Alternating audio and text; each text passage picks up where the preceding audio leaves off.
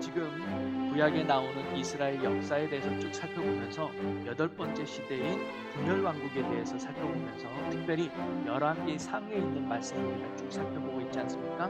그 열왕기 상에서 중요한 선지자가 한 사람 등장하는데 그게 엘리야예요. 가장 악했던 아합 왕과 그 아합 왕을 대적하며 영적으로 싸웠던 믿음의 사람 엘리야의 이야기가 열왕기 상의 중심적인 내용으로 나오고 있어요.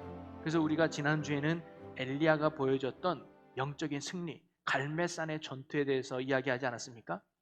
850명 되는 아세라와 바알 선지자들과의 1대 850 싸움에서 유일하게 하나님의 응답을 받은 게 엘리야 아닙니까?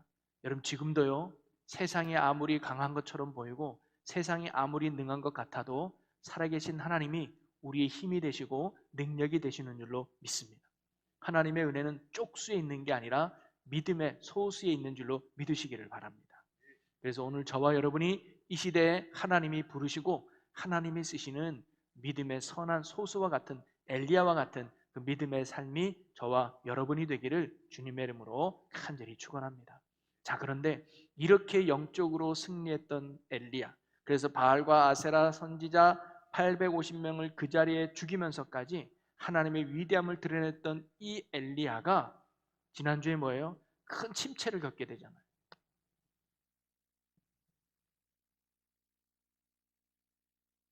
엘리야의 영적 침체. 엘리야는 그렇지 않을 줄 알았는데, 다른 사람이야 늘 부족하고 연약하니까 무너지고 쓰러질 줄 아는데, 이 엘리야는 정말 그렇게 아합 왕의 그 처절한 고통과 악함 속에서도 끝까지 변치 않는 믿음으로 싸워 승리했던 엘리야가 이세벨의 말 한마디에, 야, 엘리야가 바알 선지자를 죽여? 나 이 엘리야 죽이지 않고서는 나는 밥도 안 먹을 거야. 이 엘리야를 반드시 죽여야지, 안 그러면 바알 신이 나한테 벌을 내릴 거야. 나는 반드시 그를 찾아 죽일 거야. 이런 말을 듣고 이 엘리야가 굉장히 도망을 치게 됩니다. 그래서 갈멜산에서 부엘세바까지 막 도망을 치잖아요. 제가 사진을 하나 준비했어요. 사진을 보시면요, 갈멜산이 저 위쪽에 있고 부엘세바가 남유다 아대 땅에 있는 거거든요. 여기까지 길이가 약 한 200km 정도 된다고 그래요. 여러분 서울에서 대전까지가 160km 되나 봐요. 그러니까 서울 대전보다 더 먼 거리를 이 이세벨이 두려워서 막 뛴 거예요. 며칠 걸렸겠죠. 그러면서 부엘세바에 도착한 이 엘리야가 처음에는 이제 갈멜산에 있다가 이 갈멜산에서 부엘세바로 도망치죠. 그리고 이 부엘세바에서 자기의 사원을 두고 하룻길 더 가서 로뎀 나무 아래로 갑니다.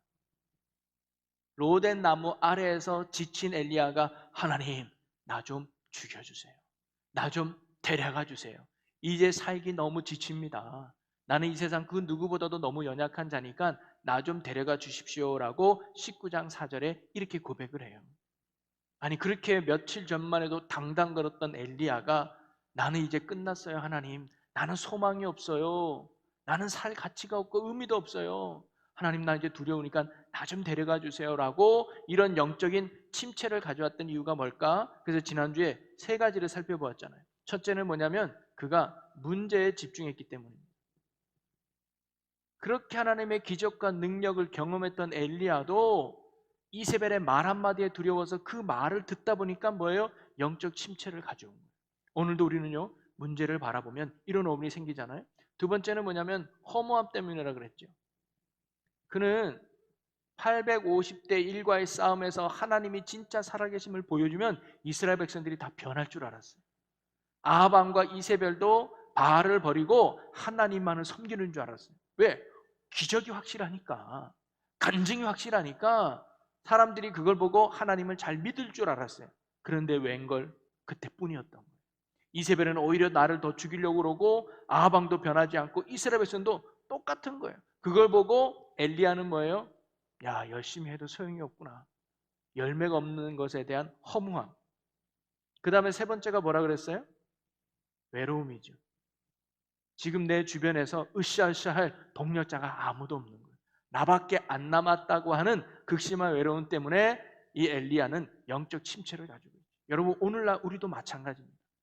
나는 열심히 살아보려고 하지만 문제가 크면요, 거기서 좌절하는 거죠. 나 같은 머리로 어떻게 취업을 해?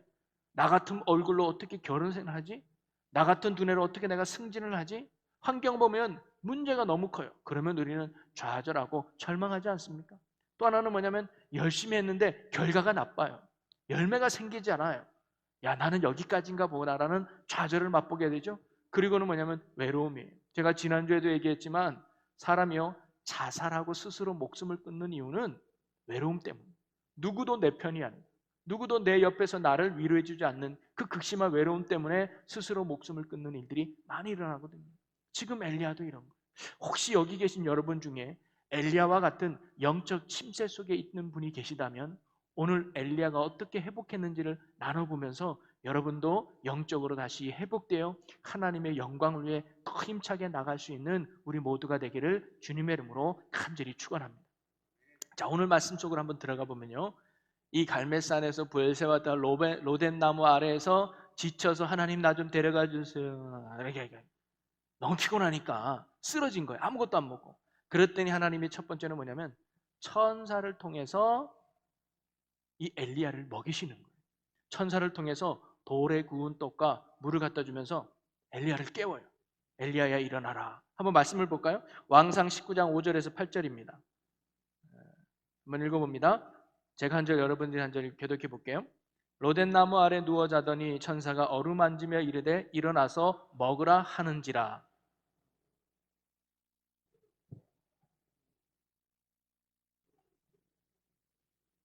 여호와의 사자가 또 다시 와서 어루만지며 이르되 일어나서 먹으라. 내가 길을 이기지 못할까 하노라 하는지라. 네. 지금 보니까 엘리야는 너무 지쳐서 쓰러져 있었어요. 그런데 하나님이 천사를 통해서 엘리야야 일어나. 그리고 이 떡을 먹어. 이 물을 먹어. 그리고 그 물을 먹고 그 떡을 먹고 또 자요. 두 번씩이나 반복하면서 기력을 회복해요. 그러면서 뭐예요? 빨리 기력을 해야 네 갈 길을 가지 않냐라고 말하거든요. 저는 이 말씀이 참 은혜가 되는데 이게 뭐냐면요, 하나님은요 이 천사를 통해서 지금 엘리야를 돌보고 있다는 거예요. 자기 자신도 모르게. 하나님 나 좀 먹여주세요. 하나님 나 좀 목말라요. 하나님 나 물 좀 주세요. 떡 좀 주세요. 구하지 않아도 하나님이 엘리야의 힘듦과 지침과 어려움을 알고 천사를 통해서 자신도 모르게 먹이고 도우시는 하나님의 손길이 오늘 엘리야에게 있지 않습니까? 여러분, 우리 하나님이 오늘도 여러분을 그렇게 돕고 계심을 믿으시기를 바랍니다. 내가 알지는 못하지만, 내가 볼 수는 없지만 하나님이 구원한 여러분들을 놓지 않고 포기하지 않으시고 지금도 천사를 통해서 여러분을 먹이시고 입히시고 돌보고 계시다는 거예요. 때로는 남편이 천사가 될 수가 있고요, 아내가 천사가 될 수가 있고요, 직장 동료가 천사가 될 수 있고요, 때로는 목사를 통해서 여러분의 속원들을 통해서 하나님은 오늘도 천사인 사람을 통해서 우리를 돌봐주고 있다는 사실을 여러분 꼭 믿으시기를 바랍니다. 그래서 엘리야가 3년 반 동안 가뭄이 있었을 때도 그는 뭐예요? 기랏 그린 시냇가에 가서 까마귀를 통해 먹여주고 또 사르밧 과부를 통해서 먹이신, 사르밧 과부가 자기를 도와준 천사 아니겠습니까? 여러분 오늘도 구원받은 자녀를 결코 포기하지 않으시고 끝까지 돌보시는 하나님의 손길 안에 있다는 사실을 잊지 마시고 오늘도 도우시는 하나님의 은혜 가운데 회복하시기를 주님의 이름으로 간절히 축원합니다. 그리고는 이 엘리야가 기력이 회복돼서 어디로 가느냐? 호렙산으로 가요. 사실 엘리야가요 갈멜산을 출발해가지고 목적지가 어디였냐면 바로 호렙산이었습니다. 호렙산을 가려고 하다가 중간에 지쳐서 쓰러져서 나 좀 이제 데려가 주세요 했던 거거든요. 그런데 다시 기력이 회복해서 호렙산까지 갈 수 있었습니다. 여러분, 엘리야가 호렙산을 갔던 이유는, 호렙산은 무엇을 상징해요? 하나님의 말씀과 하나님의 임재를 상징하거든요. 그래서 모세가 하나님의 말씀을 받았던 것이 호렙산, 신의 산이에요. 여러분 호렙산이 신의 산이거든요. 똑같은 말이에요. 그래서 이 엘리야는 호렙산에 가서 하나님을 만나러 갔던 거죠. 그래서 하나님은 이 호렙산에서 뭐냐면 이 엘리야를 말씀으로 만나 주십니다. 얘야 네가 왜 여기 와 있냐라고 하나님이 물어요. 그랬더니 하나님 나 너무 지쳤어요. 나밖에 안 남았어요. 이세벨이 나 죽이려고 해요. 나 이제 어떻게 해요? 라고 하나님 앞에 솔직한 자기의 마음을 이야기하죠. 그랬더니 하나님이 두 가지를 말씀해 주시는데, 첫 번째는 뭐냐면 너는 혼자가 아니다라고 동력자가 있음을 가르쳐줘요. 자, 말씀을 한번 볼까요? 자, 19장 18절입니다. 함께 읽어봅니다. 그러나 내가 이스라엘 가운데에 7천 명을 남기리니 다 바알에게 무릎을 꿇지 아니하고 다 바알에게 입맞추지 아니한 자니라. 엘리야야, 너 혼자 아니야. 너와 같이 바알에 무릎 꿇지 않고 나를 신실하게 믿는 자 7천이 아직 있어라고 엘리야에게 하나님이 말씀하신 거예요. 여러분, 사람은요, 자기랑 비슷한 처지에 있는 사람을 만나면 위로가 돼요. 힘을 받아요. 여러분, 제가 그걸 언제 느꼈냐면 몇 년 전에, 한 4, 5년 전에 연회에서 이제 중국 비전 트립을 갈 때가 있었어요. 그래서 저희 교회도 어른 몇 명하고 이제 청년들이 같이 갔는데, 제가 이제 저희 교회에서 이제 저하고 몇몇 청년 가는데 버스를 타고 중간쯤 한 2시간 왔는데 제가 여권을 안 가져요. 여러분, 여권 안 가지면 큰일 나잖아요. 그래서 제가 인터넷 알아보니까 여권을 가져가지 않아도 여권을 여기 그 비행 그 공항에서 발급 받을 수 있대요. 임시 여권으로. 그래서 3시간 전에 오라고 하는 거래요. 혹시 여권 안 가지면 받을 수 있으니까. 받을 수 있구나 했는데, 문제는 뭐냐면 단체잖아요, 중국. 비자가 안 나오는 거예요. 내가 여권 번호가 틀리면. 그러면 나 하나 때문에 모든 사람이 중국을 못 가는 거예요. 단체 비자는 똑같아야 되는데 나 한 사람 잘못 때문에 못 가니까 여기 심장이 요만했다가 심장이 갑자기 커지는 거예요. 그러면서 야, 이거 큰일 났다, 이거 어떻게 하지? 나 하나 때문에 전체가 못 가면 어떻게 하지? 막 그러면서 불안하면서 휴게소에 들린 후에 제가 이제 우리 교회 청년하고 저희 교회 권사님 한 분이 이렇게 두 분 같이 가는데 모아놓고 솔직히 나 사실 여권을 안 가져왔어요. 아이고 큰일 났대. 그랬더니 권사님 한 분이 저도 안 가져왔는데요? 본인은 복사본을 제출하면 굳이 여권을 안 가져와도 된다는 생각에 안 가져왔다는 거예요. 여러분, 여권을 안 가져왔다는 사람이 있다는 걸 아는 순간 제 부담이 확 줄어들었어요. 나 같은 편이 있구나. 나만 혼날 게 아니구나. 같이 혼날 사람이 있구나 하면서 100%된 부담감이 50%로 확 줄어드는 거 있죠. 그분한테 굉장히 감사했어요.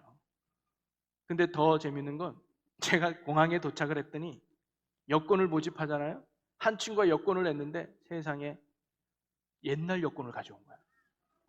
이게 여권을 발급받으면 옛날 여권, 새 여권인데 집에 있는 걸 그냥 들고 가지고 6개월 전 여권을 가져온 거예요. 큰일 난 거야. 그래서 저도 도중에 올라오면서 제가 누가 이제 황윤기 권사님한테 이렇게 부탁을 해가지고 이 집에서 여권 가지고 좀 권사님이 이렇게 우리 교회 권사님 것까지 해가지고 2장을 이렇게 갖다 줘서 무사히 비행기를 탈 수 있는데, 그 친구는 집에 전화해가지고 택시 해가지고 빨리 와라. 그래서 여권 받아가지고 아마 택시비로 20만 원 준 것 같아요. 근데 10분 늦게 도착해서 끝내 못 갔어요, 그 친구는. 안타깝죠. 택시비는 택시비대로 날리고. 이 여권의 중요함이 이렇게 중요한데 그 친구를 만나면서 50% 부담감이 30%죠, 30%. 내가 여권 안 가진 게 처음에는 100% 부담이었는데 똑같은 사람을 만나니까 그 무거운 짐이 망대로 주는 거예요. 여러분, 이게 동력자의 힘인 것 같아요. 나랑 처지가 비슷하고 나랑 뭔가 똑같은 사람을 만나면 거기서 왠지 모르게 힘이 생겨요. 여러분, 아마 속회나 이런 데서 보면 애 키우되 너무 힘들면 아마 우리 애만 이렇게 못됐나, 우리 애만 이렇게 유별나나 했는데 막상 이야기해보니까 어머 아무개 집사님 애도 참 특이하네, 이거 나만 힘든 게 아니었구나라고 아는 순간 참 위로가 되지 않습니까? 아마 엘리야도 하나님의 이 말씀을 듣고 그래, 나 혼자 남은 게 아니었구나, 나 혼자 힘든 게 아니었구나, 7천 명이라고 하는 사람이 역시 바알과 무릎 꿇지 아니하고 나처럼 믿음을 지키는 신실한 동력자들이 있구나라는 그 사실 하나만으로 이 엘리야는 굉장한 위로를 받았을 거예요. 여러분, 오늘도 하나님은 우리의 힘이 되고자 옆에 동력자를 세워주신 줄로 믿으시기를 바랍니다. 여러분, 하나님이 이 땅에 교회를 세워주신 목적이 바로 여기 있는 거예요. 단순히 나 혼자 예수 잘 믿고 신앙생활 잘하라고 하나님이 한 게 아니라 우리는요, 언제나 엘리야처럼 스스로 영적 침체를 가져올 수 있는 연약한 존재라는 걸 인정해야 돼요. 어제까지는 할렐루야 외치다가 오늘 갑자기 나 교회 안 나갈래 라고 할 수 있는 게 우리들이란 말이죠. 그렇다고 그 사람에게 왜 믿음이 부족해, 너 왜 그거밖에 못하라고 정죄할 수 없는 거예요. 엘리야도 이랬는데 우리라고 그렇게 무너짐과 쓰러짐이 없겠어요? 그럴 때 하나님이 옆에서 힘내 집사님, 우리 같이 기도해 줄게. 권사님 요즘 지친 것 같아. 맞아 권사님, 우리 소군들이 매일마다 기도할게요. 권사님 힘내세요. 권사님 이겨낼 수 있을 거예요. 이렇게 자기를 옆에서 응원해주는 동력자들이 있다면 그 사람은 이겨낼 수 있을 겁니다. 여러분, 그 동력의 힘이 우리 교회에 속해요. 속해. 뭐 10명, 20명밖에 안 되는 교회라면 다 같이 목사인 제가 이렇게 해가지고 할 수 있지만 100명, 200명 되는 교회는 목사 혼자 할 수 없기 때문에 속회가 조직된 거거든요. 그래서 속회 안에서 그런 영적인 돌봄과 영적인 나눔이 있는 거예요. 여러분, 몇 년 전에 참 제가 좋아하는 신실한 부부였습니다. 그런데 어느 날 저를 찾아와서 다른 교회를 나가겠다는 거예요. 이제 우리 교회를 안 나오겠다는 거예요. 아니 왜 그러냐 그랬더니 본인들이 너무 힘든 일이 있었던 거예요. 가정적으로 힘들고 영적으로 힘들고 육신적으로 너무 힘든 일이 있었는데 교회 안에서 그 부분을 나눌 사람이 없었던 거예요. 그러다가 우연히 인터넷에 어느 교회를 보게 되고 그 교회를 방문했는데 많지는 않아요. 그랬더니 끝나고 나니까 목사님의 교인들이 어서 와요. 그리고 젊은 분 오랜만이네 하면서 처음에는 부담됐다가 한번 나가서 이야기 들으면서 이런저런 얘기하니까 어머 그랬어. 아이고 그랬구나. 아이고 우리 같이 기도해 줄게 하면서 같이 이야기를 들어주고 같이 품어주니까 너무 좋았던 거예요. 그리고는 몇 주 다니면서 야, 이 교회 내가 다녔으면 너무 좋겠다 생각해서 결정을 한 후에 그래도 내가 목사님한테 얘기는 하고 가야지 하면서 그때 제가 부목사 때들 와가지고 저한테 얘기하는데 제가 정말로 보낼 수밖에 없었던 이유가 뭔지 아십니까? 그분들을 붙잡아줄 속회가 없었던 거예요. 내가 붙잡아주긴 한 게 있는데 이 가정이 어디 속해 들어가서 품어줄 수 있는 사람들만 있다면 좋겠는데 그럴 자신이 없어서요. 너희들의 정말 건강과 영혼을 위해서라면 내 눈물을 머금고 그럼 너희들 보내줄 수밖에 없는 그런 상황이 있었어요. 여러분 교회는요 속회가 그런 역할을 하는 거예요. 여러분은 혹시 그런 사람이 있습니까? 내가 힘들고 지칠 때 기도 부탁할 사람이 있습니까? 내가 지치고 힘들 때 내 상황을 솔직하게 이야기해서 같이 나눌 분이 있습니까? 없다면요 그거 돌아봐야 돼요. 돌아봐야 돼요. 여러분이 혹시 권사님이시고 여러분이 혹시 장로님이시라면 성도님들이 여러분이 와서 기도 부탁합니까? 성도님들이 여러분이 와서 고민 이야기합니까? 그래야 된다는 거예요. 그래야 건강한 교회가 되고 그래야 그 공동체 안에서 위로와 격려를 통해서 함께 성장해 가거든요. 그런 것 없이 너는 너고 나는 나고 네 생활은 네 생활이고 내 신앙생활은 내 신앙이고 이러면요 교회 가치와 목적이 없는 거예요. 저는 우리 교회가 건강한 교회가 되기를 위해서는요 그런 속회가 되기를 원합니다. 서로 사귐이 있고 서로 나눔이 있고 서로 돌봄이 있고 서로 사랑이 있는, 그래서 그의 아픔을 붙잡고 같이 기도해 줄 수 있는, 그의 아픔을 붙잡고 함께 나눌 수 있는, 그게 건강한 교회 아니겠습니까? 그러기 위해서 1차적으로 우리가 은혜로 충만해야죠. 믿음의 역사가 있고 사랑의 수고가 있고 소망이 있는 교회로 나가야 되지 않겠습니까? 그게 건강한 교회고, 그러려고 하나님이 동력자들을 붙여서 교회라고 하는 공동체를 세워서 하나님의 나라를 이끌어가는 거거든요. 여러분이 지금 외롭고 힘들고 엘리야와 같이 영적 침대에 있다 할지라도 하나님께서 지금 우리 교회에 수많은 동력자들을 세워줬음을 여러분 믿으시고 힘들고 어려우면 기도 부탁하세요. 저에게도 괜찮고요. 속장님에게 또는 장로님들에게 여러분 기도 부탁해서 함께 이겨나가요. 그럴 때 우리가 하나님의 회복과 은혜가 다시 세워질 줄로 믿으시기를 바랍니다. 좀 안타까운 이야기지만 우리끼리니까 이런 얘기 하는 거예요. 여기에 이제 교회 1, 2년 다닌 분은 우리 교회 참 오래 다니신 분인데 우리 교회가 이렇게 어려움이 좀 많이 있었잖아요. 그래서 여러분 많이 침체되어 있는데 그렇게 힘들고 어려운 가운데서도 참 변치 않게 그 자리를 지킨다는 건 참 신실하죠. 너무 고마워요. 그래서 제가 신방을 가다 보면 아유 권사님 집사님 그 힘듦과 풍파 속에서도 떠나지 않고 이 교회를 묵묵하게 지켜주신 거 너무 감사해요. 그랬더니 그분들이 하는 말씀이 사람 보고 다니나요? 하나님 보고 다녀야죠. 참 고마운 말인데 한쪽에는요 너무 하나님만 봤어. 이것도 좀 봐야 되는데 연약한 성도, 지친 성도, 힘든 성도도 봐서 내가 좀 희생하고 해야 되는데 너무 하나님만 보고 신하시잖아요. 지금 우리 교회에 그런 분들이 많아요. 오직 하나님만 보고 하는 거예요. 속히 중요치 않게 생각합니다. 선교 활동 별로 생각, 내 신앙이 중요하지. 나만 잘 믿으면 되지. 속히 뭐가 중요하나? 선교에 뭐가 중요하나? 교회 봉사활동 중요하지 생각 안 해요. 나만 예배 잘 나오고 나만 예수 잘 믿고 나만 신앙생활 잘하면 된다라는 생각이 좋은 것 같아도요 보고 불안정한 시간입니다. 그 하나님 앞에 건강치 못할 수 있어요. 이제 여러분이 주만 보려고 여기까지 왔다면 이제 우리의 시선을 돌아봐요. 속회도 한번 살펴보고 선교회도 한번 살펴보고 다른 부서도 한번 살펴봐서 교회 구석구석 힘든 거 어려운 분 없는가 돌아보면서 믿음의 동력자로 나아갈 때 그 속에서 함께 풍성함으로 맺어지게 될 줄로 믿으시기를 바랍니다. 그래야 내가 힘들 때 손 내밀 수 있는 거예요. 여러분 힘들 때 손 내밀 사람이 있어야 돼요. 1차적으로 저에게 오셔도 좋고요. 제가 부담스러우면 속장, 그래 속회가 있는 건 속원들한테 손 내밀고 장로님들한테 손 내밀어서 같이 가는 거예요. 그럴 때 그 속에서 하나님의 주시는 위로와 은혜가 분명히 있는 줄로 믿습니다. 자, 이렇게 엘리야를 위로를 하신 후에 하나님이 두 번째 말씀을 주셔요. 두 번째 말씀은 뭐냐면 바로 엘리야에게 사명을 줘요.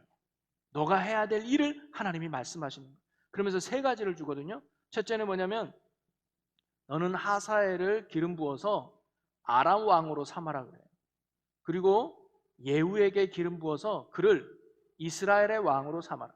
그 다음에 엘리사에게 기름을 부어서 그를 너의 후계자로 삼아라 라고 하나님이 엘리야에게 사명을 주시는 거예요. 이건 뭘 의미하냐면 엘리야야 네 하는 일이 여기서 끝난 거 아니야. 엘리야는 끝났다고 생각했어요. 왜?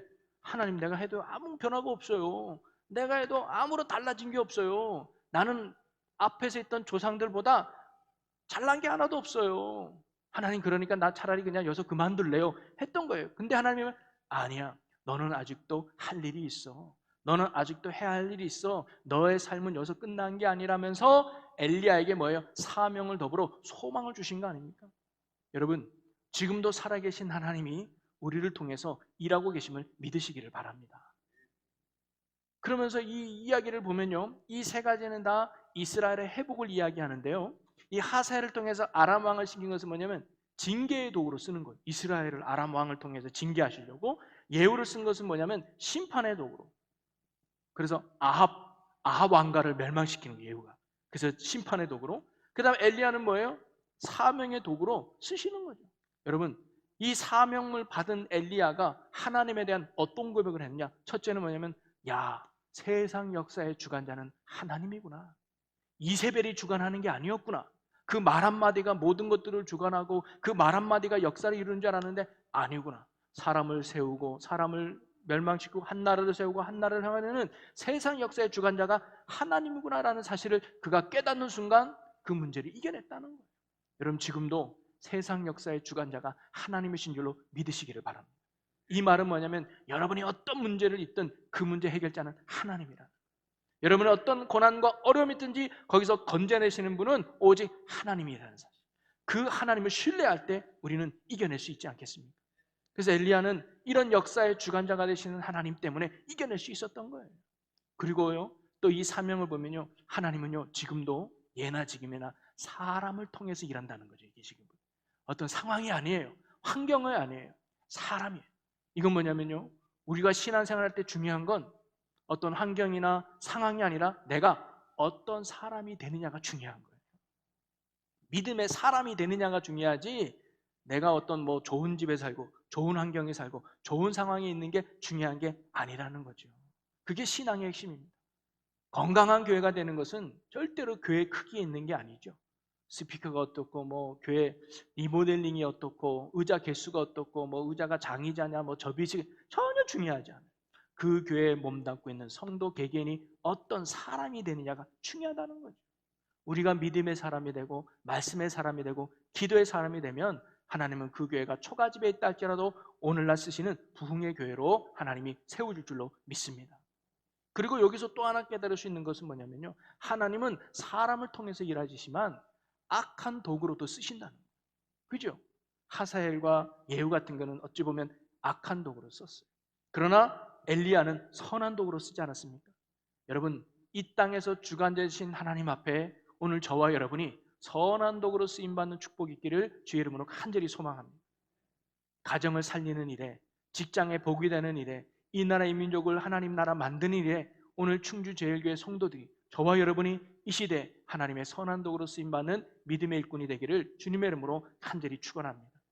그러면서 저는 오늘 이 엘리야의 회복에 대해서 결론으로 말씀드리고 싶은 게 뭐냐면요 여러분 하나님께서 엘리야를 천사를 통해서 먹이시고 입히셔서 회복시켜 주시고 말씀을 통해서 그를 위로하시고 또 사명을 주시면서 소망해서 그래서 그를 다시 일으켜 세울 수 있는 근본적인 시작점이 있어요.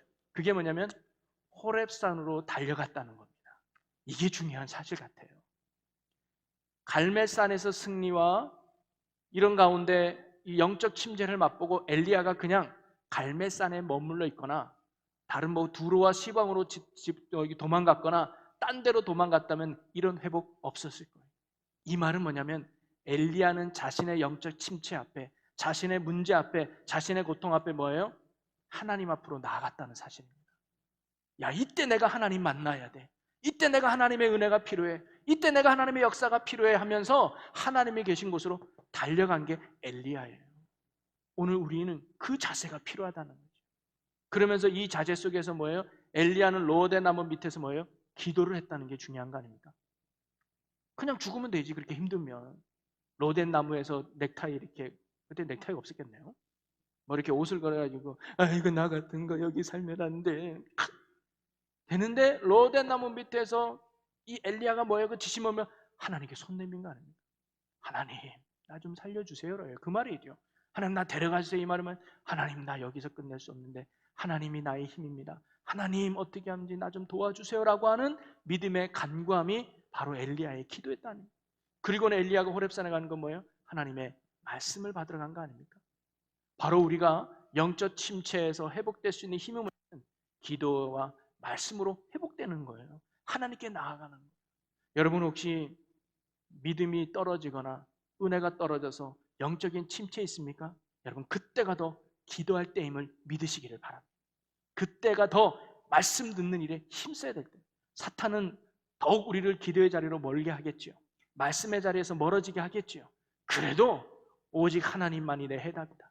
하나님께 능력이 있다 생각하면서 기도의 자리, 말씀의 자리 간절히 사모함으로 나갈 때 하나님은 보이지 않는 천사들을 통해서 우리를 회복시켜 줄 것이고 동력자들을 통해서 우리를 위로해 주실 것이고 말씀을 통해서 우리에게 또 다른 소명을 주셔서 우리를 세워 일으킨다는 거죠. 그래서 말씀에도 보면 시편 107편 20편에 이런 말씀이 있어요.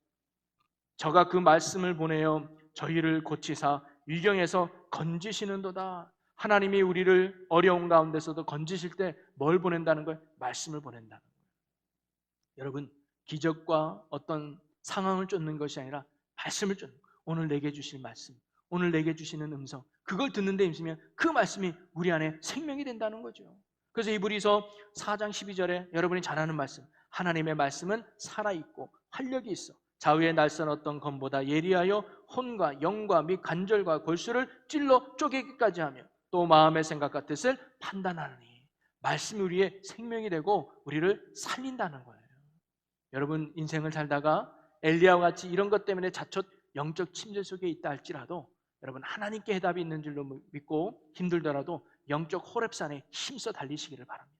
그럼 하나님이 이와 같은 도우심과 회복을 통해서 다시금 하나님이 우리를 세워서 쓰시면서 하나님의 뜻을 이루어 가실 줄로 믿습니다. 자, 엘리야가 이제 이렇게 회복이 된 후에 그 다음에 말씀해 보면 엘리야가 엘리사를 이제 후계자로 삼는 내용이 20장에 이제 나옵니다.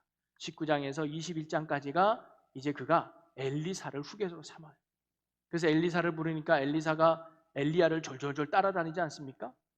그리고는 엘리야가 엘리사에게 후계자로 넘긴 후에 엘리야가 죽은 게 아니잖아요. 열왕기상 하에 2장에 가면 그는 불발과 불쑥을 타고 하늘나라로 올라가지 않습니까? 죽음을 맛보지 않고 그냥 하나님께로 올라가죠. 죽지 않았다는 것은 뭐냐면 하나님의 사역이 계속 진행되고 있다는 사실을 우리에게 간접적으로 보여주는 거죠. 지금도 살아서 하나님은 일하시고 있다는 사실을 간접적으로 우리에게 보여주고 있습니다.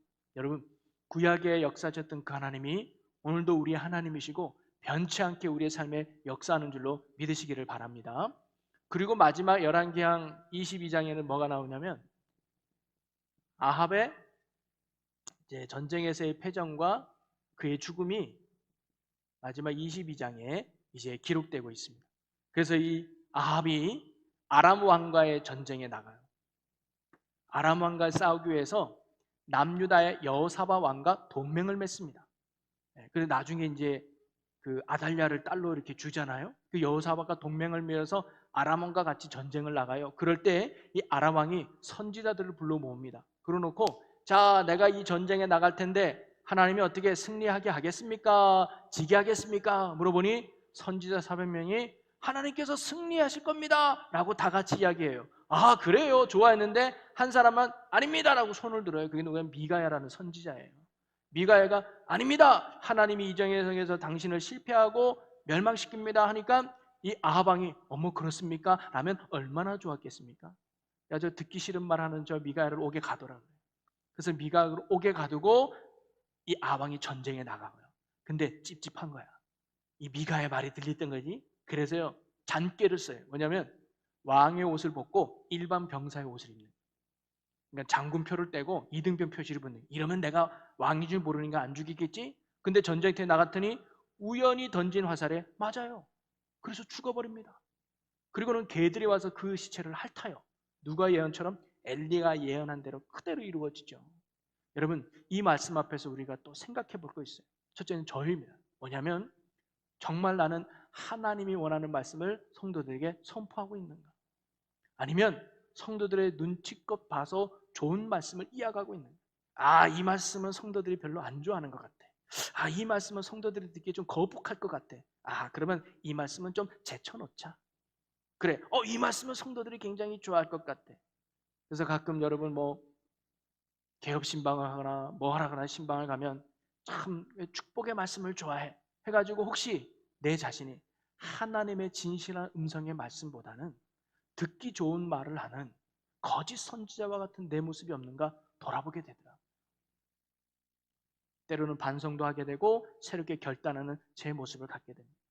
또 하나는 혹시 여러분이 이 아합왕과 같이 듣기 좋은 말에는 할렐루야 아멘 하면서 뭔가 찝찝하고 듣기 싫은 말에는 귀를 막고 있는 우리의 어리석은 모습은 없는가 돌아보는 이 밤이 되었으면 좋겠습니다. 축복의 말은 할렐루야 잘 될 거야 하는데 회개하십시오, 이러면 안 됩니다라고 어떤 책망의 말씀 앞에는 괜히 부담을 느끼고 마음 무겁게만 느끼는 우리의 이중적인 모습은 없습니다.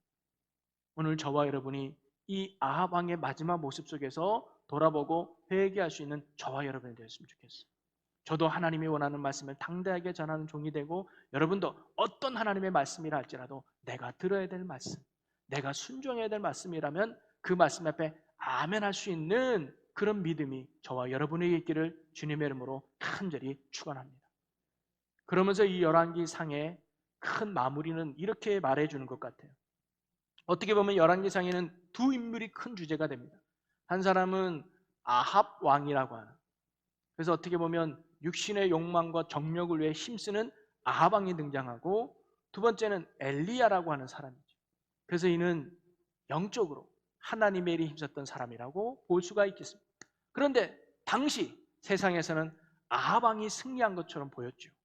아합 왕이 뛰어난 것처럼 보였죠. 그래서 아합이 믿는 바알신, 아합이 믿는 아세라신, 우리도 저걸 따라야 우리도 복 받는구나, 우리도 저렇게 따라야 이 땅에서 잘 먹고 잘 살 수 있구나라고 하는 육적 욕망을 따라 쫓아다녔던 아합이라는 인생이 있고, 또 하나는 엘리야죠. 맨날 도망만 다녀야 되고 그런데도 언제 가나 하나님을 선포하고 믿음을 외쳤던 엘리야가 나와요. 자, 그런데 세상은 아합이 승리한 것처럼 보이고 엘리야가 실패한 것처럼 보여요. 맨날 도망만 다니고 말이지. 아까처럼 뭐예요? 혼자 남아가지고 로데 남아가서 죽기를 간구한 것처럼 정말로 찌질이도 이런 찌질이 없어라고 말하는 이 세상에 엘리야가 있는데, 진정한 승리는 누구임을 열왕기 상이 보여주는 거예요.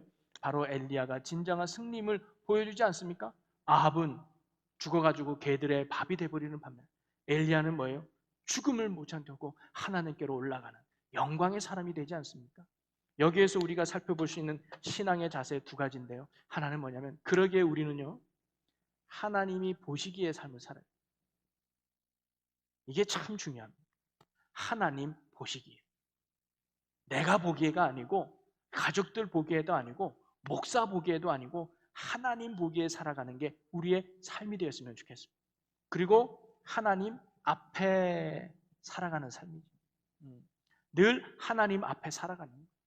그게 우리의 삶이 될 때 비록 이 세상에서 뒤처질 수 있을 수도 있고, 이 세상에서 손가락질 받을 수도 있고요, 이 세상에서 손해볼 수도 있고요, 남들보다 많이 밀려나는 인생 살아갈 수도 있습니다.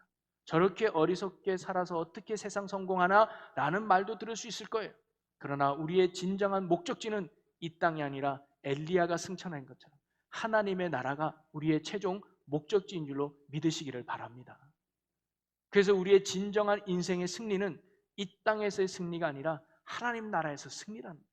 오늘도 저와 여러분이 엘리야처럼 하나님 보시기에 하나님 앞에 믿음과 기도와 말씀으로 온전히 살아서 이 시대 하나님의 기쁨이 되고 하나님의 자랑이 되며 하나님의 영광으로 살아갈 수 있는 저와 여러분이 되시기를 주님의 이름으로 간절히 축원합니다. 그럴 때 하나님이 이 땅에서의 하나님의 나라를 오늘도 이루어 가신다는 거예요. 바로 이러한 신앙을 물려받았던 엘리야가 이제 엘리사에게 이런 믿음의 유산을 남기고 이 엘리야가 다시금 북이스라엘 땅에서 어떻게 하나님의 역사를 이루어 가시는가를 우리 다음 주에 한번 살펴보면서 우리도 그 신앙을 함께 또 도전받고 나눴으면 좋겠습니다. 우리 이 시간 함께 찬양 한 곡 하고요, 우리 같이 오늘 말씀을 붙들고 함께 기도했으면 좋겠는데요. 우리 채워주소서라는 찬양이죠. 지금 이곳에 임하소서, 성령의 불로 가득 채우셔서. 그래서 흔들리지 않는 믿음으로, 낭망하지 않는 믿음으로 지금 이곳에 임하소서. 성령의 불로 가득 채우소서. 갈급한 내 맘에